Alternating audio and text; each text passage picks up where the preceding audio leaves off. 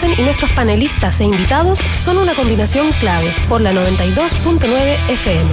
La clave, me escucha. Empieza tu día con toda la energía natural de Marley Coffee, un café de grano orgánico molido al instante con leche descremada. Prueba el sabor de Marley Coffee en sus 2 exquisitas y variadas mezclas de máquinas self-service, expreso, chocolate fuerte, té chai y otras bebidas calientes. Lo esperan para recargar su día. Con Marley Coffee disfrute su día con toda la onda.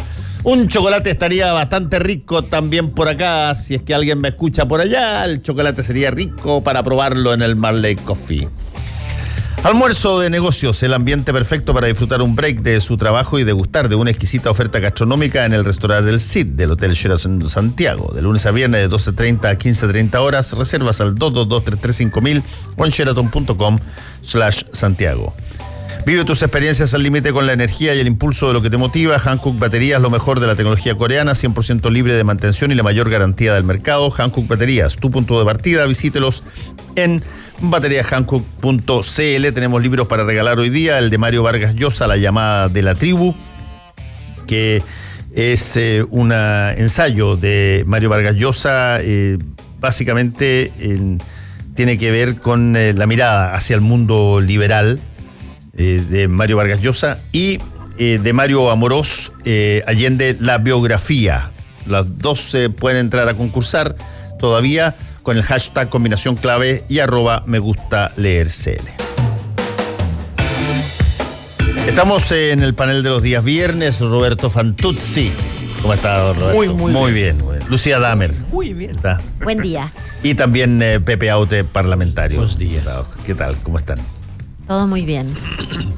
¿Puedo partir con un tema que me llamó Pero mucho por la atención? favor, nada me gustaría más. Dos temas que uno... Y después te quedas callado para siempre. Sí, como y me tú, quedo callado. Me callado para toda la vida. Privilegio de la edad. Ya. Que me llamó mucho la atención porque siempre uno habla de los emprendimientos, que es el término que no me gusta, pero todo el mundo lo dice, de unos muchachos no videntes que hoy día no es muy novedoso, están haciendo masajes, ponen los imanes, etcétera, etcétera. Y se crearon una corporación. Entonces, hago un llamado al mundo empresarial que efectivamente cuando uno se hace masaje en las empresas aumenta la productividad.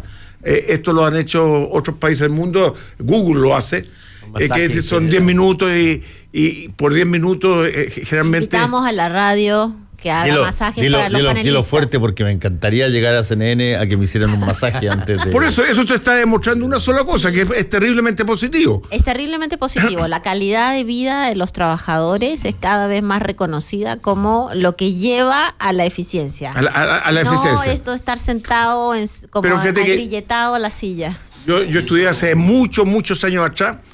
General Electric hacía la siguiente prueba. Empezó a darle a un grupo determinado, a darle ciertos beneficios, y al otro grupo no le da absolutamente nada. Le da comida, almuerzo, música, etcétera. Y empezó a aumentar la productividad. Así es. Espérate. Y después se lo fueron quitando. Y seguía aumentando la productividad. Entonces se llegó a la conclusión que fue principalmente porque la empresa se preocupaba de ese trabajador específicamente, y el trabajador se sentía parte de la empresa. El otro grupo no se sentía nada. Así es. Entonces, el solo hecho de manifestar el mundo empresarial una inquietud frente a los trabajadores, por eso que cuando uno habla de empresa, uno asocia ¿con qué? Con empresarios. No, las empresas son una institución social que suma empresarios, más trabajadores, más comunidad hoy día por el medio ambiente, ¿verdad? Que hay que meterlo siempre por razones obvias. Oye, pero los masajes me hace pensar en cuán atrasado está el CENSE que ellos no lo hacen por sense, en entender que el desarrollo de habilidades blandas a veces es todavía más efectivo que simplemente aprender a apretar mejor el tornillo. Así es. Hoy día más que nunca, por razones obvias, porque como los trabajos están cambiando permanentemente, las habilidades blandas, el trabajo en equipo, pues fíjate que a ti te pueden contratar porque eres ingeniero y te echan porque no trabajas en equipo con otro.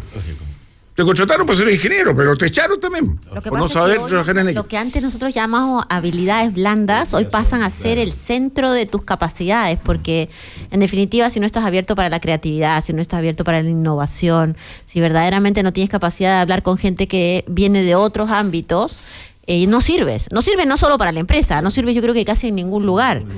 Porque en el fondo, como ocurría hace no muchos años atrás, que uno llegaba y decía, el ingeniero decía, esto es. acomódense, eso ya no, ya sucede mucho menos. ¿Ah? Déjame hacer un punto que por cierto no es algo que yo favorezca personalmente, pero déjame hacer un punto a todavía el tremendo poder que tiene lo que se denomina en términos físicos la inercia del sistema. Ah, sí. La inercia del sistema es impresionante, la fuerza que tiene. A ti en mecánica básica de física te enseñaban que inercia es básicamente un objeto mantiene su movimiento, cualquiera que este sea, a no ser que haya una fuerza externa que lo saque de eso. Y esa fuerza externa son a veces los cambios de conducta, las cosas que te chocan y que hacen que tú tengas que modificar aquello que hacías de otra manera. Pero cuando eso ocurre, una cosa que no necesariamente nosotros reparamos porque aparecen rápidamente los corner shop y dan la sensación de que se produjo un cambio que ya está desplegado, que ya está absolutamente lanzado para todos los emprendedores, que va a haber algún grupo en Wall Street que está pensando, ojalá que salga alguien en Chile para poder aportar $20 millones ahí. Y lo que tú descubres que ocurre por cada corner shop, tú tienes un montón de gallos que chocan con el frontón de la pared. Les dan las mismas respuestas de toda la vida, no tienen apoyo y salida, y por lo tanto se produce una resistencia al cambio, a la nueva forma por parte del establishment. En política es impresionante. Impresionante. O sea, Eso se llamaba el peso de la noche. El peso de la noche que lo planteó Edwards, claro. Pero en el caso político es tremendo. Cuando tú tratas de introducir una variable de cambio en, por ejemplo, igualdad de género. Bueno, porque lo que se pelea es el poder. Exacto. Pero si en todas partes se pelea el poder. Cuando tú le das a través de una ley del consumidor, le das al consumidor más poder para enfrentar a quien le vende los productos en términos de cosas, se produce una reacción inmediata. Tú tienes lobby en contra de que te etiqueten lo que el producto está, a ver si pasa. Y si es que no hubiese sido la votación distinta, en una de esas no hubiésemos tenido ley de etiquetado que hoy día te dice qué es lo que estás con las condiciones del Esto fue del impresionante. alimento. No, mira, Yo lo viví Tú tienes directamente. resistencia a eso. Hubo muchas empresas que estaban en contra, por razones obvias, por la medición, que la galleta van tantos gramos, etcétera, etcétera, etcétera. Pero a mí lo que me llama la atención, la actitud del consumidor, cómo fue cambiando los hábitos, cómo la gente lee, aunque muchos dicen que no leen. Creo que solamente el 60% lee y el 40% no lee. Pero aquí no necesita leer. No, pero leer en el sentido que no, ver el etiquetado. Yo, por ejemplo, me sentí engañado por la galleta de agua. Yo reconozco realmente, lo puse en un Twitter, me llené, pero no por la famosa galleta. Porque yo me sentí realmente estafado por muchos años. Y yo comía galleta de agua como loco, creyendo que adelgazaba uno. Y era justo al revés cuando leí la etiqueta. Pero si es verdad. Es como los productos light, que uno se claro. convencía que los light era tranquilo y después además, tienen los 3 sellos. Además, lo que se decía antes que eran para adelgazar. Sí. Ni siquiera para engordar menos, sino que para adelgazar. No, oye, y eso era muy común y se aplicó también, me acuerdo, el famoso, en esa época creo que era Irinco, cuando salieron el asunto de las obligaciones de las garantías y los servicios. Entonces todos decían que iban a reclamar, y no pasó absolutamente nada. Son siempre las famosas amenazas. Ahora, donde sí pasó, Roberto, en el Tribunal Constitucional.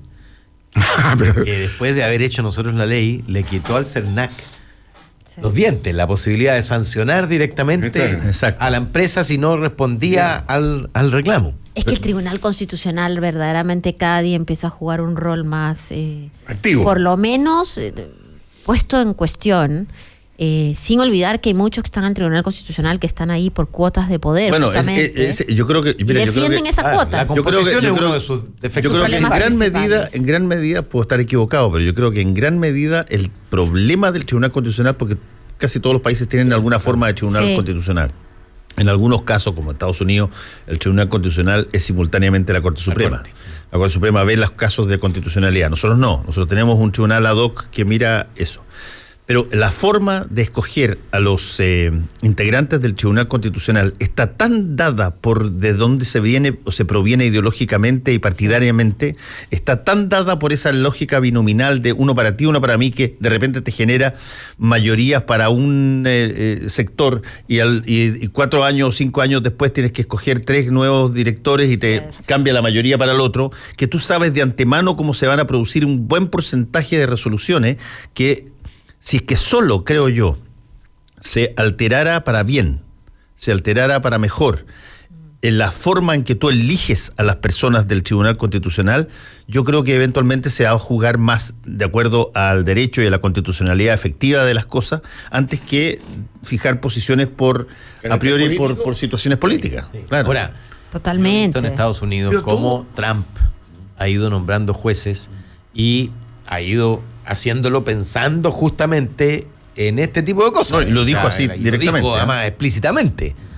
Yo quiero que la Corte Suprema, que opera como Tribunal Constitucional a la hora de los que hubo, me sea leal.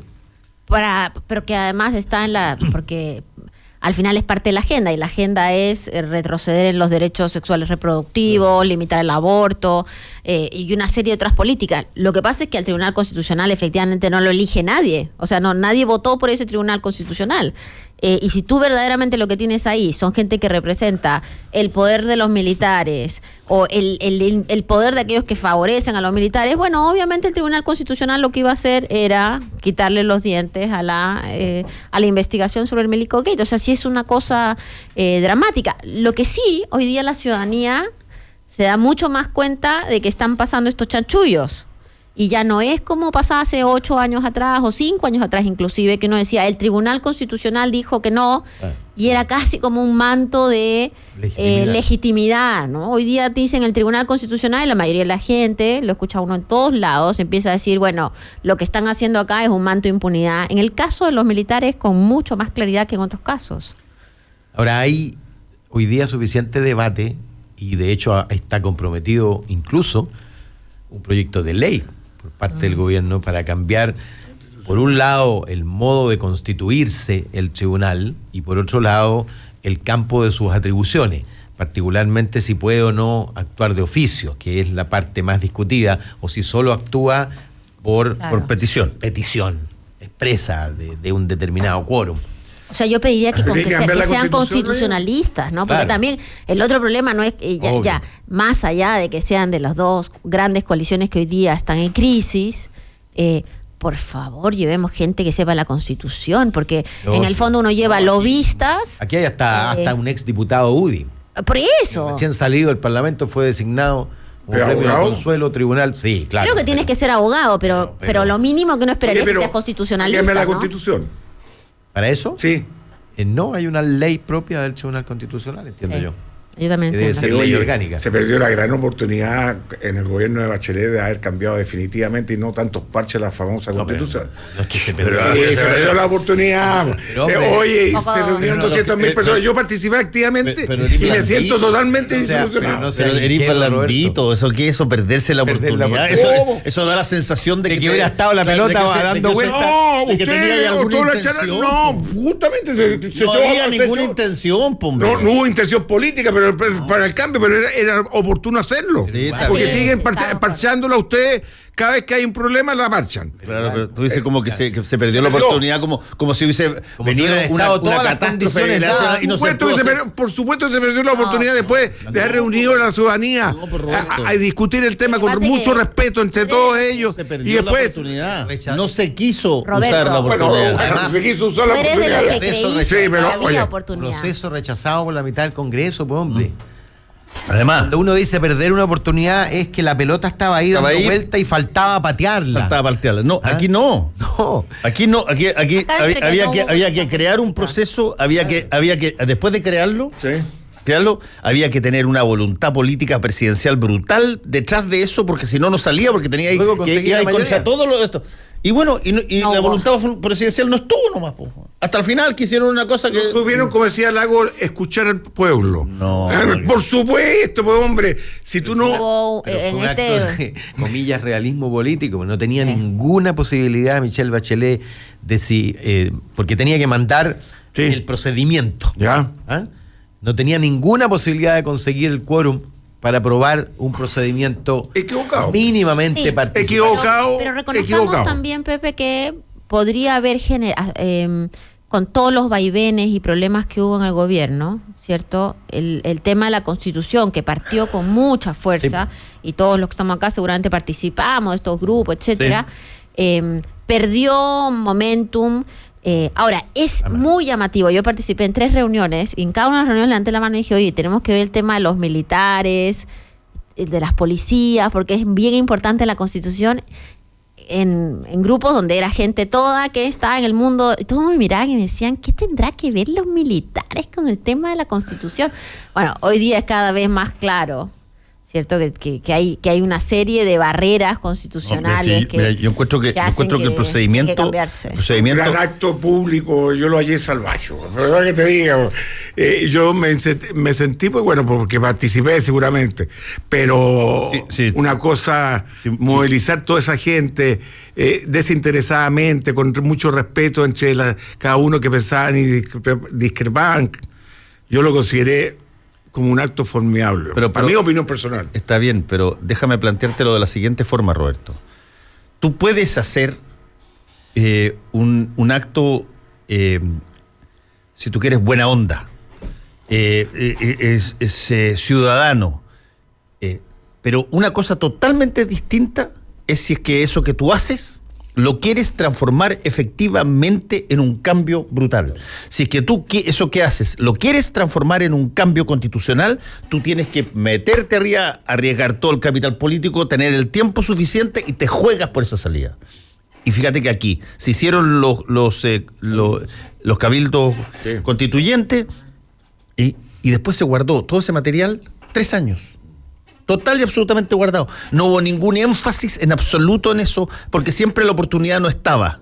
Y cuando se advirtió que el gobierno se iba, que terminaba, y había estado dentro del compromiso el tirar una decisión de cambio constitucional, se mandó un proyecto de ley que duró nada. Pero hoy día, ¿es necesario o no es necesario? O sea, el método de parche, el método de parche del neumático antiguo. Ha puesto el proyecto. Siempre es necesario. Vaya a pinchar y vaya a tener problemas. El cambio constitucional es una repartija del poder de vuelta, y hoy día, peor que antes, no hay ni una posibilidad de establecer esa conversación, porque los que tienen que debatir sobre la recomposición de la entrega del poder es gente que está herida.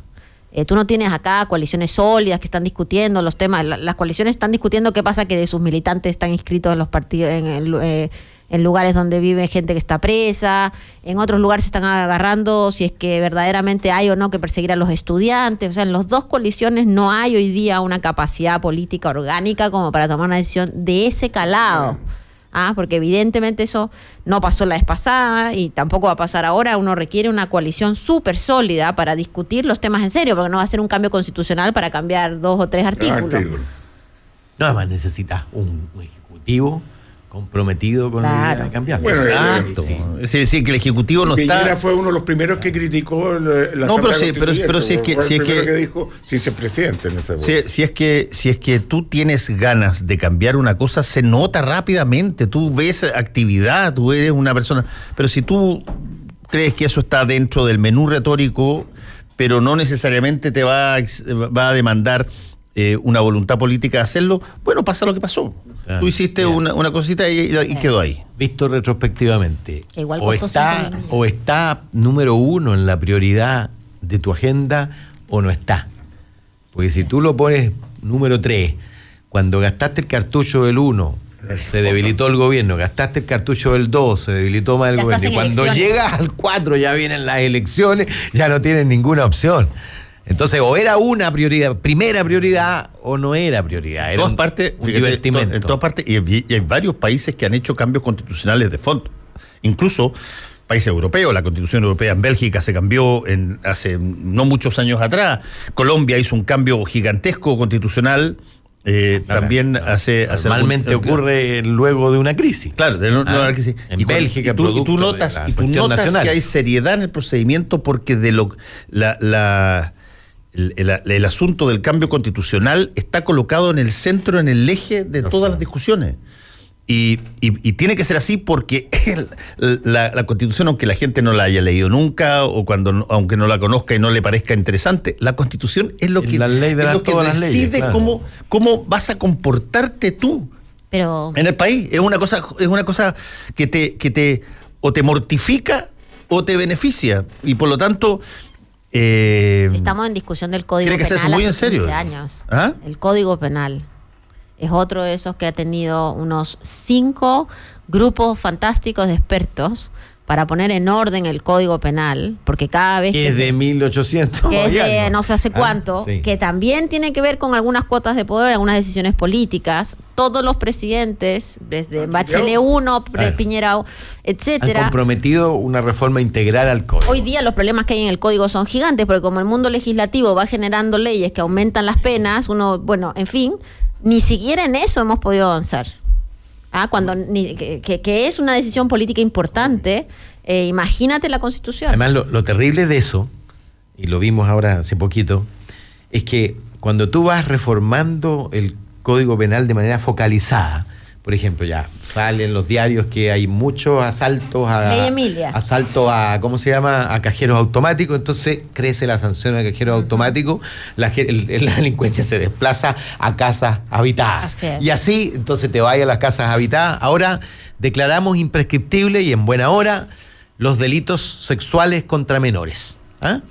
Pero tú te preguntas, cosa que yo hice, ¿tiene sentido que si tú encuentras en el patio de tu casa a tu mujer ex y a tus hijos enterrados con huellas de tus manos que los asesinaste, tengo que probar que los violaste previamente para poder condenarte si pasaron 10 años y un día? Claro. ¿Tiene lógica eso? No tiene ninguna lógica. Lo que pasa es que para que la gente entienda lo que acaba de decir el Pepe, que es bien interesante porque es un gran punto. La imprescriptibilidad tiene que ver con el abuso sexual, con el acto del abuso sexual. No tiene que ver con que se haya cometido un delito. Además. No tiene que ver con que se haya cometido un delito cualquiera. El asesinato, por ejemplo, el homicidio. El homicidio calificado tiene prescripción. Claro. Y no la tiene en Estados Unidos, no la tiene en Italia, pero acá tiene prescripción, tiene un determinado número de años. 10 años. 10 años después de los cuales tú no vas a obtener sentencia. Y por lo tanto, porque pasó el delito. Entonces, lo que ahí está lo que señala Pepe, que es para que un asesinato descubierto años después, qué sé yo, que se dio por desaparecido a la señora y a los niños que se arrancaron a otra parte, algo y después los encuentras enterrados en un lugar asesinado, para que ese crimen, se ha pasado 10 años, pueda ser juzgado y esa persona pueda ser culpable y pueda tener sentencia, tendrías teóricamente hoy día que probar que además se violaron. Además lo condenarías por violación, no por asesinato. Por violación y no por asesinato. Esa es la consecuencia del populismo punitivo, pues, porque en el fondo cada vez tú vas creando mecanismos, vas creando delitos, le vas aumentando la pena y después tienes que revisar, por ejemplo, el homicidio, porque puede llegar a pasar que el robo con violencia en una casa tenga más pena que el homicidio. Bueno, si para eso hay que hacer un nuevo Código Penal, que está todo el mundo de acuerdo y no se ha podido hacer. Hay por fin un borrador, entiendo. Hay 3 borradores. Pepe, si ya ha habido borrador, borrador de Piñera 1, borrador de Bachelet 1, y no se logra un acuerdo político de eso, imagínense la Constitución. Y esto del Código Penal realmente impacta sobre el día a día del funcionamiento. Mucho, porque el Código de 1800 y tanto está hecho desde el valor primero, por sobre todo, de la propiedad. Claro. Entonces, claro, robar una gallina era más importante que 1000 otras cosas. Y no hay relación entre robar una gallina y hacer desfalco en un banco, que tiene menos sanción. Así es. Bueno, el punto es que afortunadamente se aprobó la imprescriptibilidad de la situación de los abusos de menores. Y entiendo que también con una cierta dosis de retroactividad hasta 1990, ¿o no? No, es lo que la Cámara había aprobado, Sí, pero el Senado se revirtió. lo rechazó, sí. O sea, no, por Por lo tanto, no es reversible. No. Nosotros lo habíamos puesto en la fecha en que Chile había firmado la Convención Sí, ¿cómo se llama? De Derechos del Niño. ¿Ah? Y el Senado consideró, y la verdad es que está en su razón, que hay un principio de irretroactividad. Hubiera ido al Tribunal Constitucional. Habría ido al no hubiera tribunal y no pasado. habría pasado. Esa es la verdad. Pero no puedes generar una ley para atrás. Sí, ahora... Y entonces nosotros terminamos aprobando lo que El Senado porque terminó, en realidad lo rechazamos primero, pero fuimos a una mixta y la mixta obviamente ganó la no retroactividad y se aprobó de esa manera. ya, la no retroactividad significa en términos prácticos de Y que yo tú no puedo juzgar a alguien claro, que tú no puedes juzgar a alguien que violó haya estado hace 20 años atrás. antes 20 años atrás. Pero a partir de ahora, Sí. todos los delitos que se cometan a partir de ahora Están abusando de los niños hoy día, no van a tener no van a nunca- tener nunca el zafe del tiempo pasado. ¿Ah? Exactamente. Pero es para de ahora en adelante, no, aunque te pillen a una persona hoy día, eventualmente podría En el mismo aplicar caso que decía Pepe, el muerto con los niños muertos y todo, así sea abusado, no sería imprescriptible porque ocurrió hace 20 años. Y eso es lo importante del cambio. Yo creo que es un cambio fundamental, porque en el fondo está súper estudiado que las víctimas no denuncian rápidamente, que los procesos son muy largos. Entonces Ahora, es un avance en el tema legislativo sin duda. Ahora, increíble, Lucía, cómo de pronto los climas cambian y Total. cosas que eran completamente minoritarias pasan a ser abrumadoramente mayoritarias. Esto se aprobó por unanimidad con 2 abstenciones. Y la verdad es que hace un par de años era extremadamente discutido. De hecho, había muchos proyectos, duró 5 años la tramitación y ahora de pronto se genera una especie de clima favorable a ese cambio, una ventana. Mira, pasó también el jueves con el proyecto que traduce legalmente la idea de no es no. Es decir, cuando una mujer te dice no, Roberto, no es como dijo el presidente Piñera, no es como dijo el presidente Piñera en un chiste. No es como dijo el presidente Piñera un día que no era así, tal vez y tal vez, no sé qué. O el chiste de ellas se hacen las muertas y nosotros los vivos. Es verdad, es terrible. Todas esas cosas quedan atrás. Porque no es no. Yo lo viví en Suecia.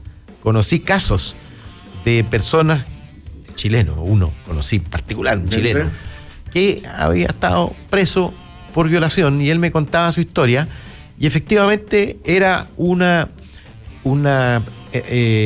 sanción cultural, porque claro, él entendía que si te sacaban a bailar, si te invitaban a tomar un trago, si bailabas toda la noche y se dejaba bailar apretado, etcétera, eso era la señal de que sí, que incluía lo otro. Pero luego, si ella no quiere, Es no, po. es no. Claro. Bueno, eso está finalmente convertido en ley. O sea, es un signo patriarcal, no cultural. Absolutamente. Claro. Bueno, pero lo increíble es que hace 6 meses la gente se reía, unos decían que iba a haber que pedirle un certificado de que quiere acostarse contigo, Así es. etcétera. Y fue unánime la votación. Unánime. Podría decir hasta Urrutia votó a favor. Es como el centro de los retardatarios, tú dices. Vamos a hacer una pequeña pausa y volvemos. Volvemos con combinación clave.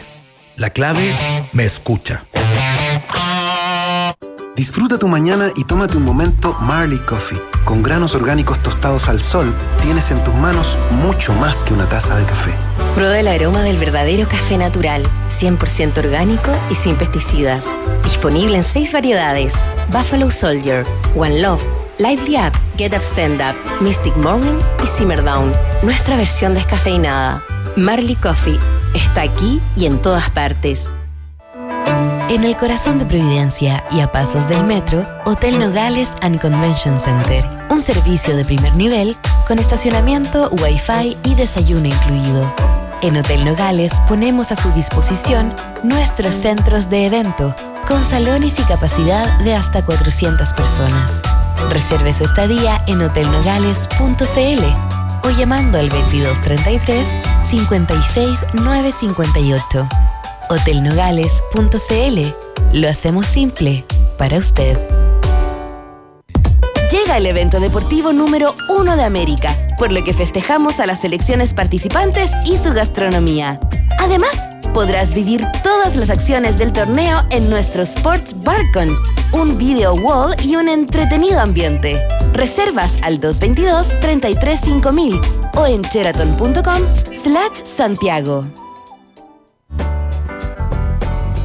Si quieres escuchar La Clave en tu radio, sintoniza la 92.9 en Santiago. si prefieres escucharla y verla en tu smartphone, compu, iPad, radiolaclave.cl. Estés donde estés. La Clave me escucha.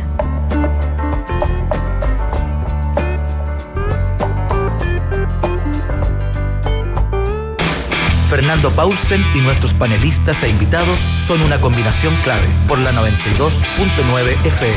La Clave me escucha. Empiece su día con toda la energía natural de Marley Coffee, un café de grano orgánico molido al instante con leche descremada. Pruebe el sabor de Marley Coffee en sus 2 exquisitas y variadas mezclas de máquinas self-service, expresos, chocolate fuerte, té chai y otras bebidas calientes lo esperan para recargar su día. Con Marley Coffee disfrute su día con toda la onda. Almuerzo de negocios, el ambiente perfecto para disfrutar un break de su trabajo y degustar de una exquisita oferta gastronómica en el restaurante El Cid del Hotel Sheraton Santiago, de lunes a viernes de 12:30 a 15:30 horas. Reservas al 222-335-1000 o en sheraton.com/Santiago. Vive tus experiencias al límite con la energía y el impulso de lo que te motiva. Batería Hankook, lo mejor de la tecnología coreana, 100% libres de mantención y la mayor garantía del mercado. Hankook Baterías, tu punto de partida. Visítalos en bateriahankook.cl. Tenemos todavía espacio para regalar 2 libros. Usted concurse con el hashtag combinación clave y @ me gusta leer CL por el libro de Mario Vargas Llosa, La llamada de la tribu, y el de Mario Amorós Allende, La biografía. Estamos en el panel de los días viernes. Mejor panel. Con la Lucía Damer, Pepe Out. Ahora que estás tú es el mejor. Y Roberto Fantuzzi. Ya Fantuzzi. Hay un tema que me llamó la atención: el ministro de Hacienda, que invitó a la AFP a invertir en activos sustentables, que yo comparto. ¿Qué es un activo sustentable? Que sean empresas que de alguna manera protegen el medio ambiente, que de alguna manera. Bueno, lo hizo, etcétera, etcétera. Pero yo iría un poquito más lejos, fíjate, porque creo que tú lo mencionaste, que en Bélgica también hay un sistema parecido a la AFP, pero exigen también que tengan indicadores sociales las empresas, en el sentido cómo están tratados los trabajadores. Yo iría también al punto de activos sociales que se han llamado, ¿verdad? Y no quedar solo en lo sustentable, porque tú puedes ser sustentable y tratar pésimo a tus trabajadores. ¿Qué es primero? Claro. Ahora, supuestamente están estos certificados Best Place to Work. Todo sí, pero son pura publicidad. A mí nunca se me va a olvidar que en la época mía se da por la calidad y lo iba a recibir de Humita a Miami. Y compráis el... Claro, el galvano, no sé cómo llamarle, la estatuilla. Se compraba definitivamente. Y salía de los diarios, te vendían todo el show. ¿Y tú pagaste por eso? No, porque Fantuzzi siempre fue de primera calidad. Oye, pero si era tan de primera calidad, ¿por qué no está? No, pero doy fe. Yo doy argumento. Doy fe, Roberto. Me saqué un 7, me pusieron un 1. Doy fe que el recuerdo de Fantuzzi en las comunas donde estaba Fantuzzi, que es parte de mi distrito, es un buen recuerdo, fíjate. Sí. Yo nunca se me va a olvidar, y lamentablemente está un poquito en desgracia, cuando se muere mi papá. Tradicional. Mi papá era come cura.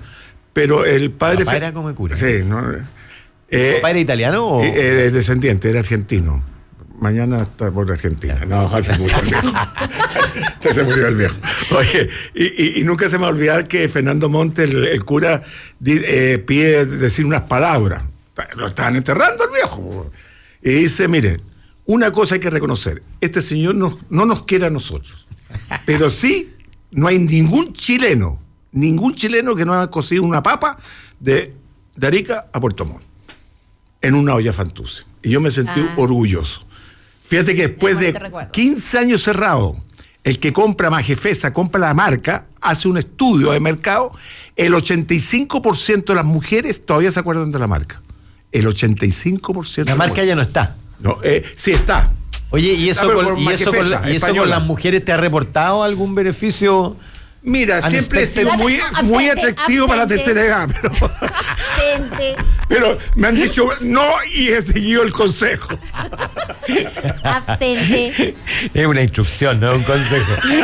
Instrucción, así es.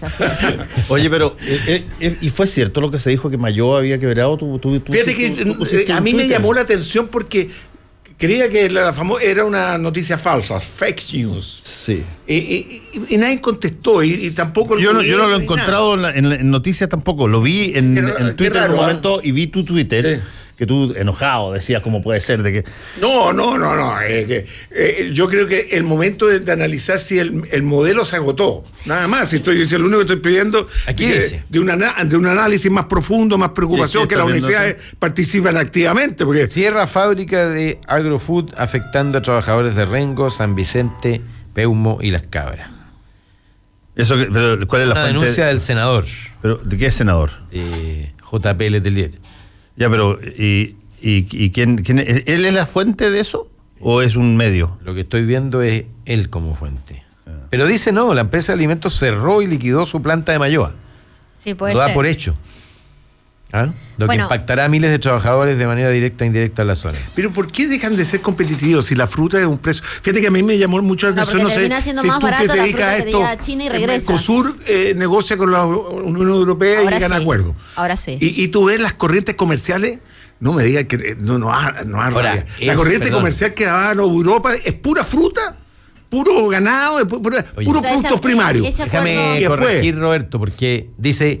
En primera instancia informamos que la marca Mayoa fue la afectada, sin embargo, esta es una marca de alimento que desde el 86 pertenece a Unilever y no tiene ninguna relación con la empresa Agrofood que tiene su planta en Mayoa. Ya, es una empresa en la comuna Mayoa. Okay. Ellos dicen, y por eso se confundieron exactamente. Agrofruit es bastante grande. Sí, pues, y dice, seguiremos fabricando mermeladas y qué sé yo. Creo que, no sé, seguramente lo han discutido de largo en otros lados, pero me parece importante mencionar el tema del informe de la alta comisionada de Derechos Humanos. No solamente porque reconoce, y esto es súper importante para la ciudadanía en general, así funcionan las instituciones de Naciones Unidas. No es venir y decir al día siguiente, esto críticas previas. El informe es probablemente uno de los informes más contundentes en contra del régimen de Maduro que ha habido en los últimos años. Es mucho más contundente lo que ha hecho la OEA, es mucho más contundente, por supuesto, lo que ha hecho el Grupo de Lima. Es un informe que reconoce que hay 6.000 personas que han sido asesinadas por el régimen, que hay violaciones sumarias, que hay torturas, que hay todo tipo de acciones del régimen que a estas alturas, digamos, no nadie puede decir que ahí lo que hay es una democracia representativa, sino lo que hay es un régimen. Y me parece importante mencionarlo, no solo porque evidentemente todos tenemos que ponernos detrás de la necesidad de que haya un cambio en Venezuela, lo cual pone en entredicho un montón de gente que hasta ahora venía defendiendo eso, pero también pone en relevancia la relevancia de las instituciones internacionales que tienen su tiempo, que no puedes apurarlas para tener, digamos, rápidas respuestas en términos de lo que te busca las redes sociales, pero que finalmente funcionan. Y espero que todos aquellos que se llenaron la boca durante mucho rato diciendo que Naciones Unidas no servía, que la presidenta Bachelet no iba para allá porque le gusta. Eso no va a pasar. No va a pasar, va a cambiar, va a haber silencio, como ha habido silencio. No hay mucha gente que dice, oye, valoramos a esta, lo ponemos a nadie va a... No. Y se va a esperar la próxima oportunidad donde pueda... El cantante español, ¿cómo se llama? Que hacía las Miguel críticas. Bosé. Sí. Bueno, pero él está loco. Pero yo estoy de acuerdo con decadencia, entonces... Yo estoy de acuerdo con Lucía, porque es un tapaboca o una alerta a ambos sectores. Por un lado, al sector ciego que dice, mira, la vieja tesis, el imperialismo, esto en realidad es una campaña de desinformación, o es el bloqueo chico, qué sé yo. Y por otro lado, a los que decían, tiene un parche en el ojo, ella solo ve una cosa, miren cómo va a Venezuela y se reúne con Maduro, lo que es una incomprensión total del rol de las instituciones, porque no es una ONG. Claro. No es una ONG y por lo tanto lo que importa aquí es el camino previo al resultado. El resultado por lo mismo, porque recorrió ese camino, es mucho más poderoso que la denuncia o la actitud que tuvo el Almagro en la OEA, que salió a criticar porque había mencionado que el bloqueo económico agravaba la situación en vez de facilitarla, lo que es bastante lógico por lo demás, de sentido común. Como ante una crisis humanitaria va a ser ayudada en su resolución bloqueando la exportación de alimentos a ese país. No, y además este informe ahora desata, porque esto es como un dominó, ¿cierto? Se entrega el informe que sale desde el alto comisionado dice que hay esta circunstancia y eso genera todo tipo de reacciones en todo el sistema. De partida, el sistema va a tener que, en el Consejo de Seguridad, en la Asamblea, reconocer que hay un problema muy serio en Venezuela, y ya no va a ser una situación como uno me dijo y el otro plantea, sino ya es una situación escrita. Y eso a mí me parece importante reconocerlo. Está bien, Fernando, tienes razón en que acá en el debate político pequeño probablemente va a haber un silencio y después pasaremos a otra cosa. Pero para la ciudadanía que sí está preocupada, porque el distinto a lo que pasa con Cuba, el fenómeno venezolano es un fenómeno que está teniendo repercusiones en la ciudadanía en América Latina por lo que es el éxodo migratorio gigantesco que además se estima que va a crecer en 2-3 millones de personas más este año y medio que viene. Entonces la ciudadanía sí está preocupada por lo que pasa en Venezuela, contrario a cuando uno hablaba de Cuba y bueno, la gente un poco no pensaba tanto porque no había una presión migratoria tan grande acá en Perú, en Colombia, etcétera. Entonces es importante darse cuenta que hay pasos que son necesarios de seguir, que por supuesto eso no quita que hay que estar todo el tiempo diciendo que las cosas tienen que cambiar, pero ahora debería generarse una mirada distinta y un reconocimiento, y yo espero que aquellos que, salvo el senador Navarro, que siempre tiene sus particularidades respecto a por qué apoya al régimen. No, pero es que hay gente que apoya al régimen de Maduro y que considera que el régimen de Maduro está sometido a una presión brutal y por lo tanto valora las posturas que toma el régimen de Maduro, o dicho de otra manera, apoya al régimen de Maduro. Oye, y hay gente que eso lo hace y lo hace legítimamente, digamos, y que ahora va a mirar lo que hizo la presidenta Bachelet y va a señalar que ella adquirió un sesgo ideológico en función de su nueva profesión al servicio de del imperialismo de los países más importantes del mundo. Yo me gustaría hacerle una pregunta a Pepe como experto. No, pero sí, eso ya. Los resultados de esto, de la presidenta, la expresidenta, va a tener un impacto nacional. Puede subir la intención de votos, por ejemplo, como futura presidenta de nuevo, una cosa así. No, si es verdad, yo creo que... Ella no tiene intención de voto. No, bueno, pero no importa lo que sea, pero... reconocimiento. Pero dime tú... Evaluación positiva. Evaluación positiva. Sí. Pero yo te quiero decir mi opinión... personal, si no... categórica, conociéndola y conociendo el esquema. No a ella, sino en el ciudadano común y corriente. Ella vino a Chile a intentar una segunda presidencia por 2 razones.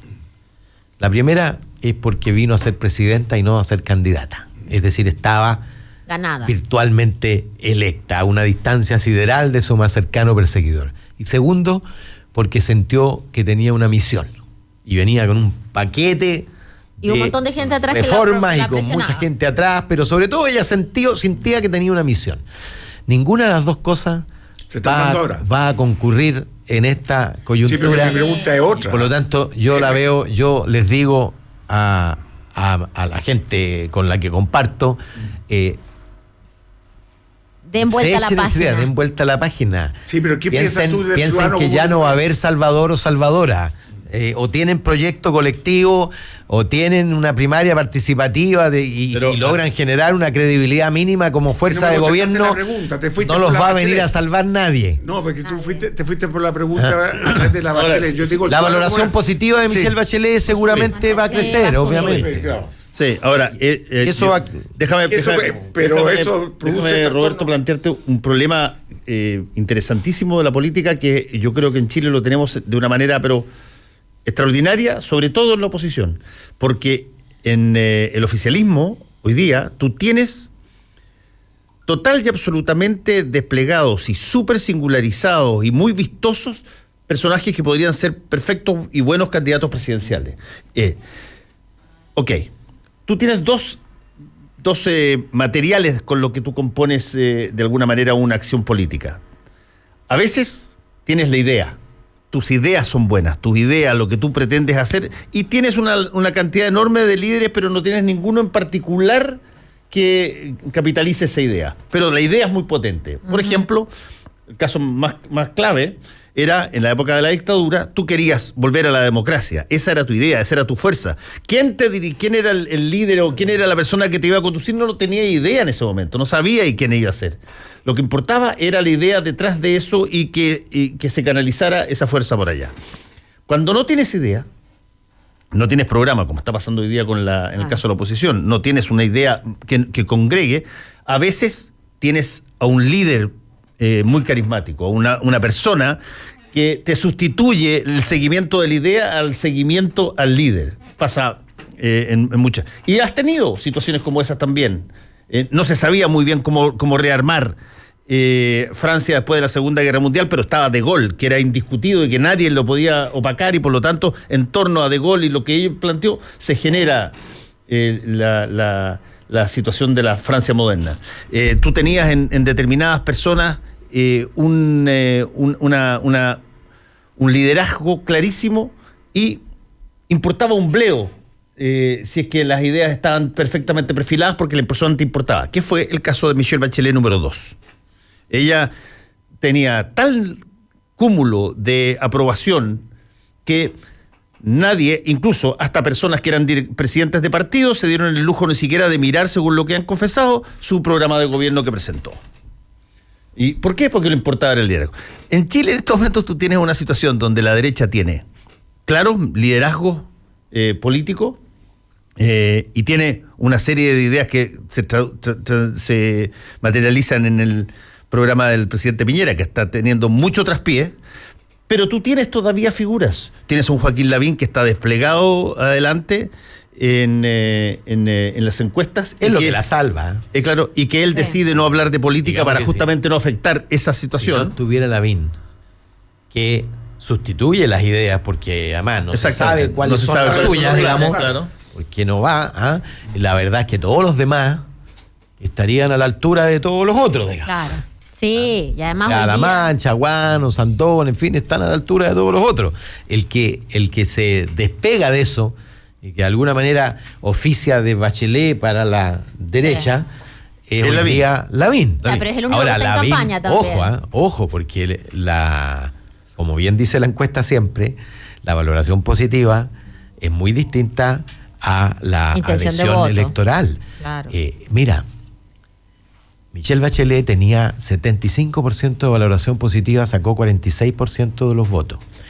Guillé tenía 10 puntos más de valoración positiva a esta misma fecha que Lavín, y sacó 23% de los votos cuando empezó a desplegar su discurso, su programa, y cuando se empezó a ver las debilidades de su frente de apoyo.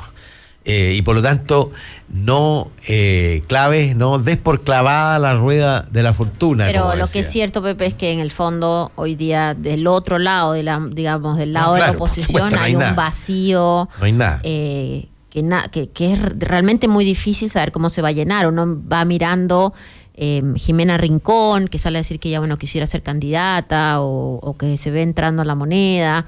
O sea, uno ve muchos liderazgos que están bastante agotados.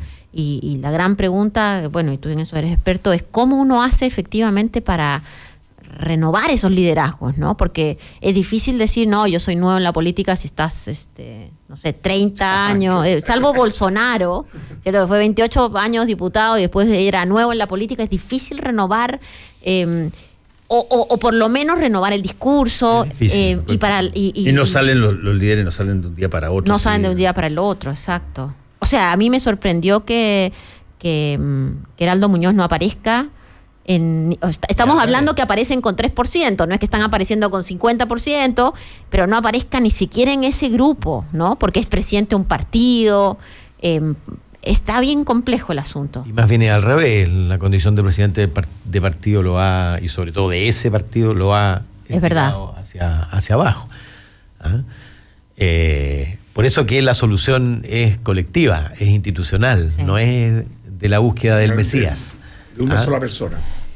No, y eso es complejo, porque es complejo y duro, porque armar coalición hoy día es una cosa muy, muy distinta a armar coalición, qué sé yo, dentro de la dictadura, donde había una necesidad. Incluso dentro del binominal, porque eran coaliciones forzadas. Exactamente, obligadas. porque tú tenías la necesidad de utilizar el sistema electoral que teníamos en esa época, que coayudaba a que se formaran coaliciones sólidas. Pero hoy día tú tienes por parte de la oposición una fragmentación que no solamente se está traduciendo en que los partidos tienen reticencia a unirse, sino que además dentro de los partidos, como lo que estamos viendo en varios de ellos, en la Democracia Cristiana, en Partido Socialista, qué sé yo, dentro del partido tú tienes diferencias muy brutales sobre cómo hacer las cosas y cómo actuar al respecto. Y la otra variable muy interesante que está pasando es que entraron nuevos actores que tensionan de alguna manera la dinámica clásica dentro de las coaliciones tradicionales. En el Chile Vamos, la llegada de Bópoli molesta a los clásicos y a los estos, porque tienen miradas divergentes en una serie de cosas que son importantes. José Antonio Cast, ¿para qué decir? Y la llegada de José Antonio Cast, claro, molesta a otros. Claro, molesta a otros. Después tienes en el caso de la oposición la aparición del Frente Amplio, lógico, que también te molesta y te tensiona por otro lado. No, ninguna de esas cosas estuvieron durante todo el proceso anterior de transición, ni una de esas estuvo. Ahora, en ese caso, lo interesante también es que el Cast aparece y molesta a la coalición, pero como Cast no es un digamos, Cast es él. Entonces tiene mucho menos. Ahora un partido. Ahora va a ser un partido. Pero es él. Llamémoslo liderazgos carismáticos, en fin. Entonces tiene mucho menos presión de organización. En cambio que del otro lado, el Frente Amplio, que también es un aire, entre comillas, nuevo, novedoso, lo que uno empieza a ver es que empieza a tener las mismas rispideces, los mismos problemas de organización. Entonces, verdaderamente el Frente Amplio yo creo que es distinto al fenómeno que ocurre en la derecha, porque el Frente Amplio hoy día está en discusiones internas durísimas, ha tenido enfrentamientos entre ellos bastante complejos, entonces al final... Es menos una cosa que novedosa, lo que es el castismo, digamos. Así es. El castismo es una sola cosa. Y efectivamente va a ser partido, pero va a ser partido detrás de la figura. Candidato único. Ahora, yo te escuchaba hablar del líder carismático, qué sé yo, y yo te digo, yo cuando entré al Parlamento, y lo conocía a José Antonio, jamás habría pensado en él como no sé si ustedes, pero jamás habría pensado en él como un líder carismático. No de las mayorías, pero tiene su 15% duro. Terminó transformándose en un carisma para una determinada franja de opinión pública. Pero él era un diputado no más. Es un candidato, perdóname, no es un candidato fabricado por algún medio específico. No. Oye, yo creo cuando el presidente de la República sale de fuera del país, cubre menos noticias que el señor Katz en España visitando Vox. ¿Cómo puede ser? Eso es una construcción de imagen. Los medios les interesa. Construcción de imagen. Pero es que escucha, sí, pero yo te. A ver. Hace noticia, Roberto. ¿Qué noticias visitar Vox? Igual, hace noticia porque tiene. Noticia. ¿Sabes lo que pasa, Roberto? ¿Cómo no hace más noticia que el presidente nuestro vaya a la Alianza del Pacífico? ¿Sabes lo que pasa? Que tiene aristas. Por supuesto que siempre va a ser más la cobertura del presidente que hace. Sí, pero Roberto, déjame contarte una anécdota. Yo estoy en la mesa de la Cámara, presidente, y arriba había partidarios de Cast con bandera, el Estado no educa a mis niños, no te metas con mis hijos. No te metas con mis hijos. Y gritando. Y yo lo filmé y tuiteé y dije, los ultramontanos seguidores de José Antonio Cast, amenazando a Blumel y a algunos diputados de derecha por votar por la autonomía progresiva. Y él me contestó, Pepe, no te metas con mis hijos. Y yo le contesté, nuestra diferencia es que tú consideras a tus hijos propiedad privada, yo los considero personas a los que tengo que acompañar en el desarrollo de sus vidas y qué sé yo. Y, oye, 80.000 impresiones mi Twitter. Y eso tiene que ver con las aristas. Él tiene aristas y tiene un conjunto numerosísimo de seguidores fanáticos que están todo el día tuiteando para él. Fanático. ¿Ah? Fanático. Sí, claro. Pero es que ahora convengamos una cosa. Convengamos una cosa. En una sociedad extraordinariamente hipócrita como la chilena, extraordinariamente hipócrita en todo orden de cosas, empresarialmente, periodísticamente, legalmente, partidariamente. La sociedad de la nulidad. El país de la nulidad. Exactamente. El país que puede decir lo que piensa de una manera que no parezca lo que piensa, ese país se llama Chile.